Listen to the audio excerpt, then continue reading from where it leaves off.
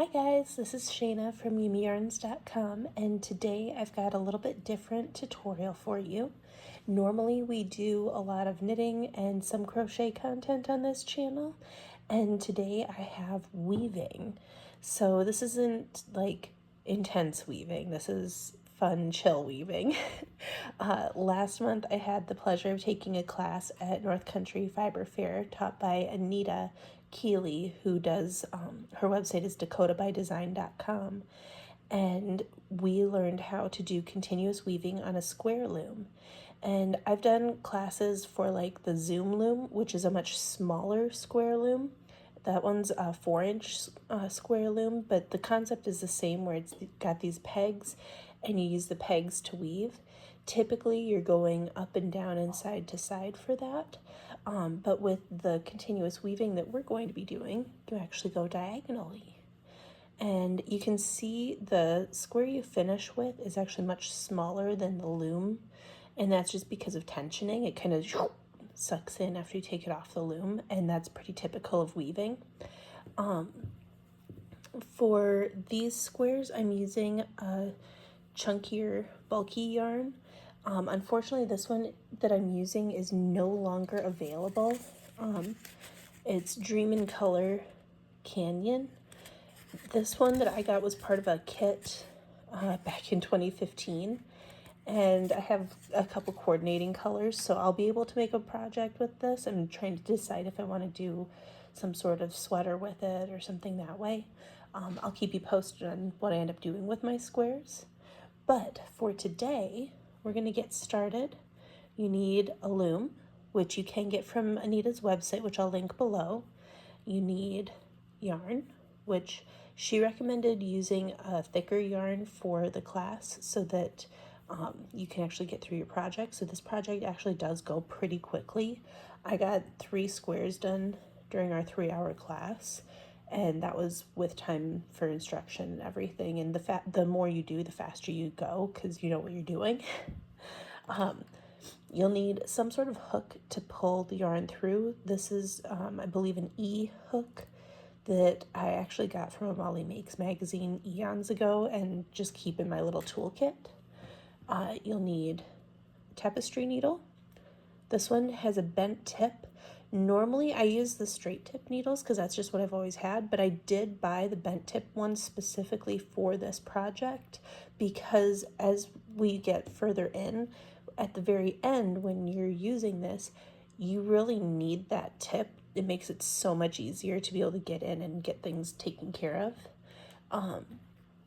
You need some sort of hair pick. This type of comb will work. Anita had actual like picks, like with the handles that stick up and the teeth are a little bit wider apart, and that's just for pushing the yarn as you go. You'll see what I mean with that. It kind of helps with tensioning. And then scissors, which you've probably seen these in other videos I've made if you've watched any of my other videos. I've had these ones, I think, since I started knitting, possibly before. So we're going to start off with our yarn. So one of the big differences between this and, like, if you're familiar with the Zoom loom, is with the Zoom loom, you actually take your yarn and you wrap it around the outside of the loom so many times to be able to find out how much yarn to cut off to weave with. And then you go back and forth and side to side, like I had mentioned earlier. With this one, you don't cut the yarn. You actually just keep it attached and go from there. And it's really, really fun. So we start off with, and I'm sorry about this glare, guys. This loom's bigger than my normal setup, so my normal backgrounds don't fit. So this is kind of where we're at. But to start off, you make a slip knot. So I cross it so that the tail is over the top, and then you pinch your working yarn, slide the loop over, pull the tail, and there's your slip knot. This is probably not a long enough tail. I'm gonna remake that, I think, because if you look, we left pretty long tails on our pieces for class. I kind of forgot about that. So I'm just gonna stretch out about a short arm's length of yarn, and we'll make that slip knot again. So crossed, grab, off, pull.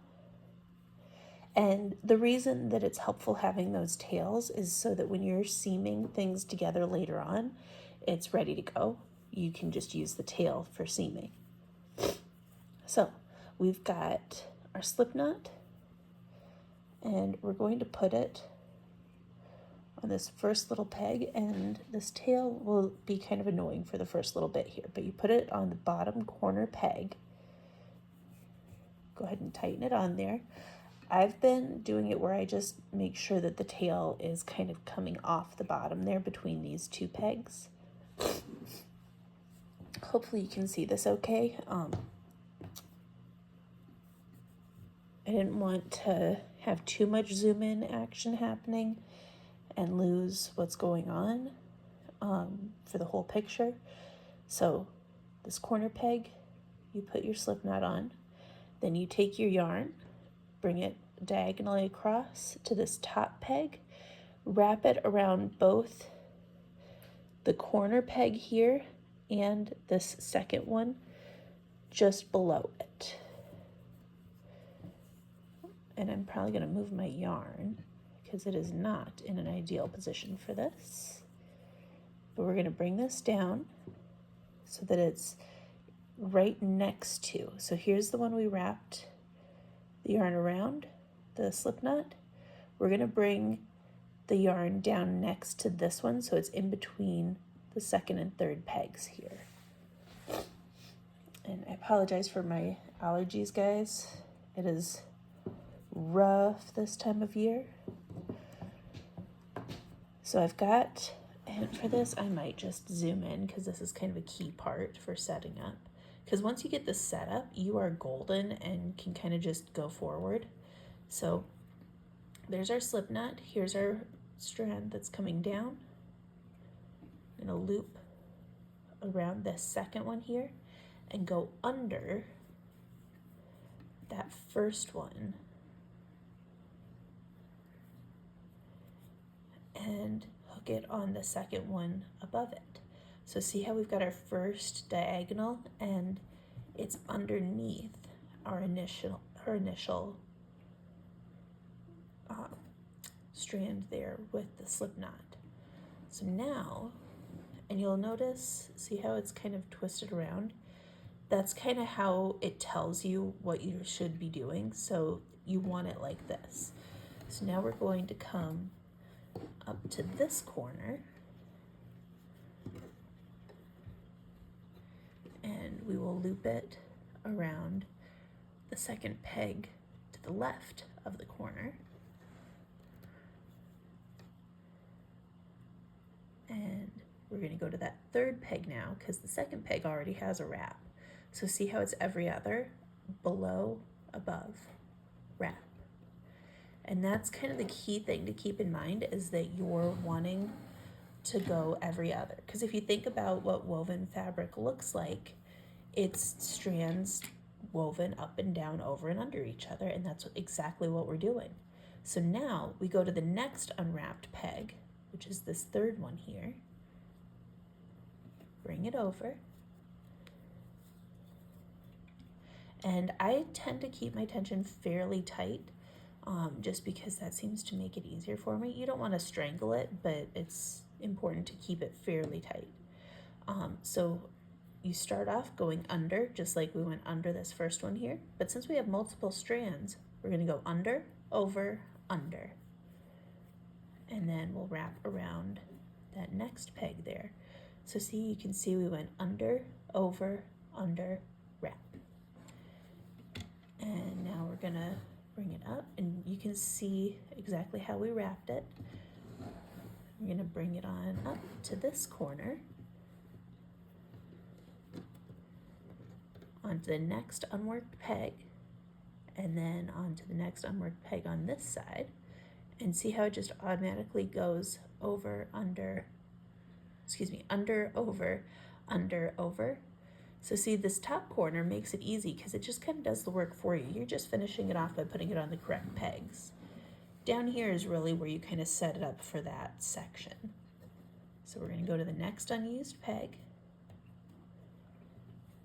wrap it around, go under, over, under, wrap. And see how that one kind of pulled? Right now I can just use my fingers to kind of tension it, but once you get further up, you use the comb to just kind of push that down a bit. Right here you don't really need the comb because it's still on the wood, so it makes it difficult, but once we get up here a bit, and I did find that this smaller comb actually worked really well for kind of these corner areas. It was a little bit easier to get in than the bigger comb was. But once you're more into the middle of the loom, that bigger comb was really handy. And then we'll bring it up here.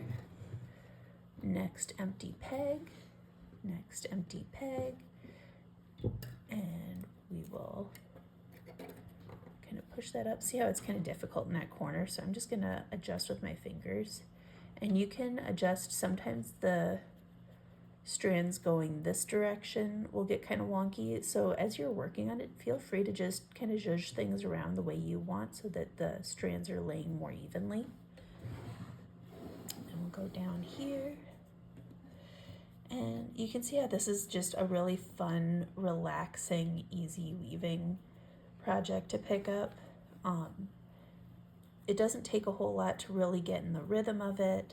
It's a fun way to use up some extra yarn. I'm actually going to try using 2 strands of cotton yarn and see, because I think this would be a good size for a washcloth.